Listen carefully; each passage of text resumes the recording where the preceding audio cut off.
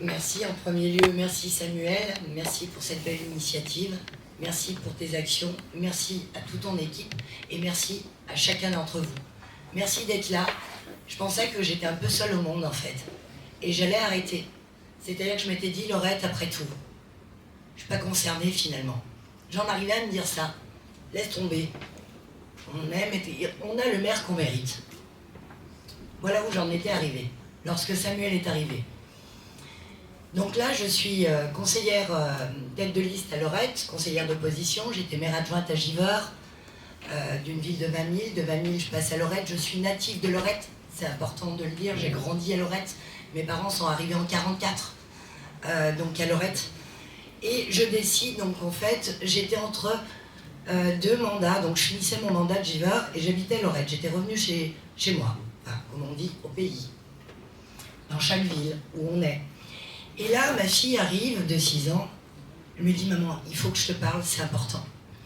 Donc elle était très sérieuse. Surtout, tu ne te présentes pas, parce que tu es une bougnoule, et on est une bougnoule. Et les bougnoules, à Lorette, on n'a pas notre place. Je lui dis « Mais c'est quoi une bougnoule ?» Je lui dis « Qui t'a dit ça ?» C'est la maman d'un tel qui lui a dit ça. Je lui ai dit « Alors, on va le montrer ». Je lui ai expliqué le sens de bougnoule. Je lui ai dit que c'était pas beau. Je lui ai dit que c'était pas très grave. Et je lui ai dit qu'elle allait m'aider à faire une liste et qu'elle allait tracter en peu de temps. On est en plein Covid, on est en 2020, on est à 2 semaines de la fermeture des listes. J'ai personne, tout le monde est un peu isolé. Et là, je me dis, on téléphone, on s'organise, on pose une liste et il y a une opposition. On fait à peu près 25%. On pose notre liste. On ne fait pas de démarchage. On fait une seule réunion publique. Et je vois des gens, Lorettois, Lorettoises, Français, Françaises. Vous savez ce qu'on me pose comme question? Si on a le droit de rentrer dans la salle en portant un voile. Amel, je veux venir, mais je porte mon voile, moi je veux pas l'enlever. Est-ce que j'ai le droit? C'est-à-dire que répéter un mensonge en fait une vérité. N'oubliez pas que vous êtes parisien ou dans des grandes villes. Donc pour vous, c'est improbable. Regardez, on a une diversité. À Lorette, on n'a pas ça. Répéter que le voile est interdit, répéter qu'on ne peut pas s'exprimer, répéter qu'on n'a pas notre place, répéter qu'on n'a pas la parole, répéter que les kermesses ont été annulées au motif qu'ils ne voulaient pas prêter de salle, au motif que des mamans portaient un voile. C'est-à-dire que les maîtresses ont refusé d'assurer des kermesses avant la Covid. Mais qui a intenté une action? Personne. Il met un pictogramme avec une dame portant un voile barré. Qui a fait le recours? Ligue des droits de l'homme, Maison des Pâtes, SOS Racisme. Pas un seul administré ne s'est manifesté. À la rigueur, venant d'un homme, je me dis c'est grave, mais un homme. Venant d'une liste, c'est grave, mais 30 noms. Venant d'administrés, de citoyens qui continuent à pénétrer dans ces lieux alors même qu'un pictogramme est affiché, c'est la société dans laquelle nous vivons. C'est-à-dire que, oui, c'est grave entre deux portes, on peut discuter en disant c'est inadmissible. Mais moi je continue, j'ai pas d'autre endroit. Je passe cette porte où il y a un pictogramme, je me sens pas concernée, ou au contraire, je suis concernée mais je porte pas le voile. Ma mère elle est chez moi, ma sœur est à côté. Puis après tout, c'est pas très grave quand on fait des remarques complètement déplacées, où on vous dit « mais chez toi, venant de la gauche, je crois que les remarques les plus racistes, je les ai entendues au sein des partis de gauche, dans lesquels j'étais. » Où on me disait « chez vous » ou « chez moi ». Où on me disait « mais Amel, chez vous, pour Noël » ou « chez moi ». Je porte bleu, blanc, rouge, mais pour vous, non. Vous m'assignez à une identité à musulmane. En quoi ça vous concerne si je suis musulmane, si je suis athée, agnostique, peu importe? Quel est l'intérêt? Est-ce que je fonctionne ou pas? Vous avez fait état de diversité à juste titre, je vous en remercie. Mais on en est au quota, le terme. Oui, la loi met des quotas. Ma sœur, proviseur, et on lui dit « ah mais c'est génial, t'as peut-être bénéficié du quota ». Mais quel quota? L'accès aux grandes écoles, l'école, donc l'Institut national des services publics, oui, qui facilite, et puis on fait partie du quota. Et comme vous l'avez très bien dit, vous avez fait état de compétences, parce qu'avant tout, il est question de compétences. Si on n'a pas de compétences, et vous l'avez très bien dit, on n'est pas recruté. Donc quel quota?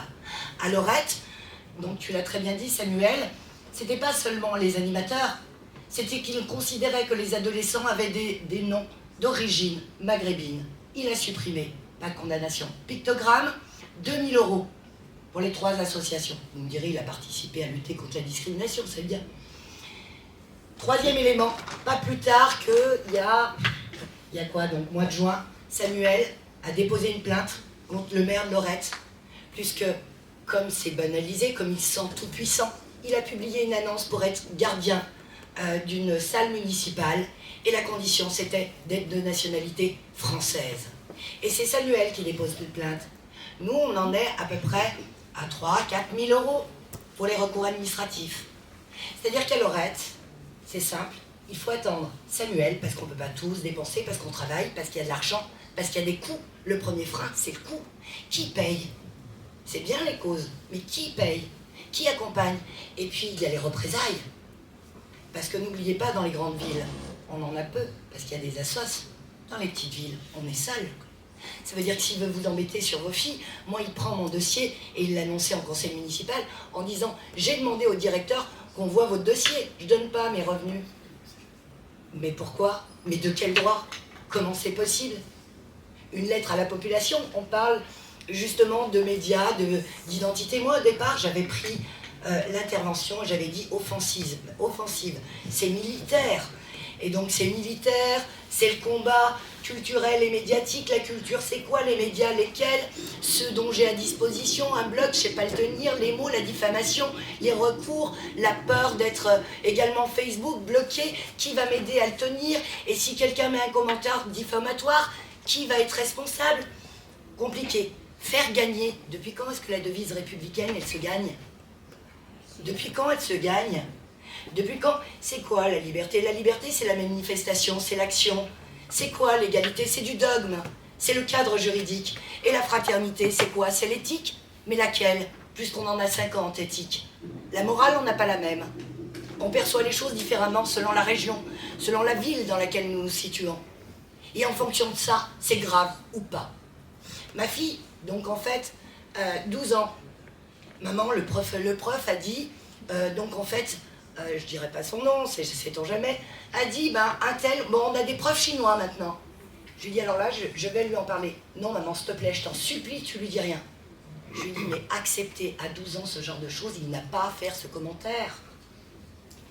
Tu n'auras rien, parce qu'on banalise, parce que personne ne dit rien tant qu'on n'est pas concerné. Je me retrouve dans la ville à Lorette avec, certes, vous parlez des municipalités qui interviennent. J'ai proposé justement aux villes de gauche l'intervention d'Olivier Lecourt-Grandmaison. Racisme de France. Tu comprends, c'est pas le bon moment, là ça craint, donc tu vois dans quelle période on est, on peut pas faire ça, et puis là il y en a ras-le-bol, et puis la victimisation, non je suis désolée. Sénatrice, alors elle je vais la citer, Kuckerman, sénatrice PCF de la Loire, Parti communiste français, qui est sur l'estrade, à côté de M. Tardy, maire de Lorette. Le même M. Tardy, qui n'a pas alloué de subvention. Le même M. Tardy, qui a mis en place un pictogramme. Le même M. Tardy, en qualité de sénatrice, c'est normal de se présenter dans toutes les communes. Monter sur une estrade, alors même qu'il n'y a pas de discours, je ne comprends plus. Donc ce que je veux dire par là, c'est que finalement, si on est seul, on n'y arrive pas. Si on est ensemble et si on voit qu'il y a d'autres personnes qui œuvrent, et ben on se sent soutenu. Et l'action devient plus facile.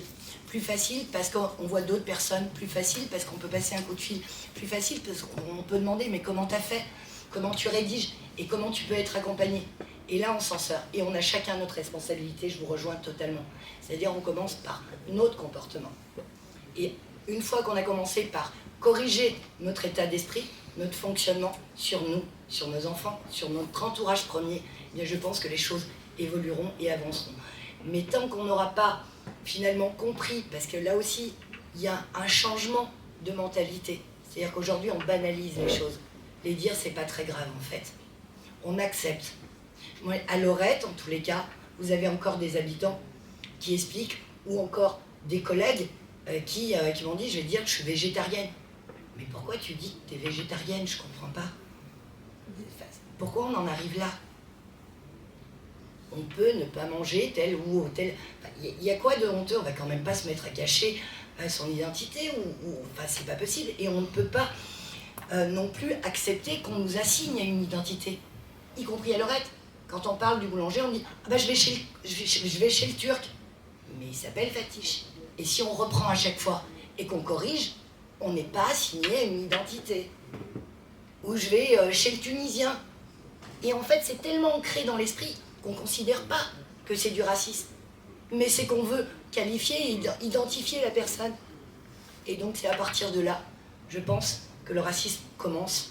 Et je pense que finalement, à force de banaliser, à force de ne pas reprendre, à force de ne rien dire, bah finalement, on considère que ce n'est pas très grave jusqu'au jour où ça explose. Et là, finalement, il n'y a plus personne.